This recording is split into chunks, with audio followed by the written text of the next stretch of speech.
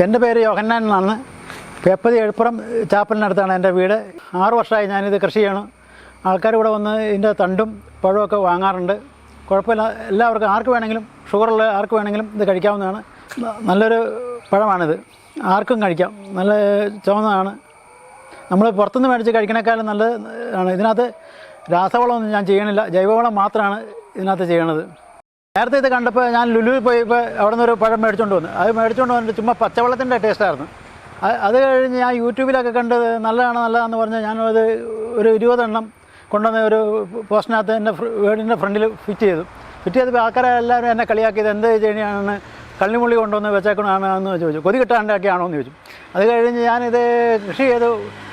Correct 7-ാം മാസത്തിൽ എനിക്ക് പഴം കിട്ടി. ഇപ്പോൾ 6 വർഷമായി ഞാനിതിൽ നിന്ന് പഴം പറിക്കുന്നത്. നമ്മളെ വീട്ടിലുണ്ടായി പഴം പറിച്ചത് കൊണ്ട് നല്ല ടേസ്റ്റുണ്ട്. ഞാൻ പിന്നെ ഇതിനകത്ത് രാസവളമൊന്നും ചെയ്യണില്ല, ജൈവവളം മാത്രമാണ് എൻ്റെ എല്ലാ കൃഷികൾക്കും ചെയ്യണത്. ഇത് ആവശ്യക്കാർക്ക് ഞാൻ തണ്ടും പഴവും കൊടുക്കുന്നുണ്ട്. അതുപോലെ തന്നെ ആൾക്കാരെ ഏത് ആണെങ്കിലും, ഒരു പഴമാണെങ്കിലും ടെറസിൻ്റെ മുകളിലാണെങ്കിലും ചെയ്യാം. സൂര്യപ്രകാശം കിട്ടണമെന്ന് മാത്രമുള്ള ഒറ്റ ഇതേ ഉള്ളൂ. ആർക്കും കൃഷി ചെയ്യാം.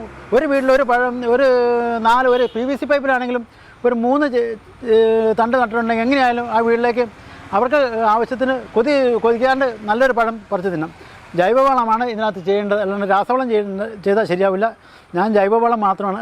സ്ലെറിയാണ്, പച്ചച്ചാണകവും കപ്പലണ്ടി പിണ്ണാക്കും, ശർക്കര, ശീമക്കൊന്ന, കമ്മ്യൂണിസ്റ്റ് പച്ച, പിന്നെ മുട്ട പൊടിച്ചത്, അങ്ങനെ പല രീതിയിലുള്ള വളങ്ങളാണ് പിന്നെ ചെയ്യുന്നത്. പിന്നെ കോഴിക്കാട്ട എവിടെന്നെങ്കിലും കിട്ടുവാണെങ്കിൽ കോഴിക്കാട്ടിടും, ആട്ടുംകാട്ടിടും. വേറെ രാസവളങ്ങളൊന്നും ഞാൻ ചെയ്യണില്ല.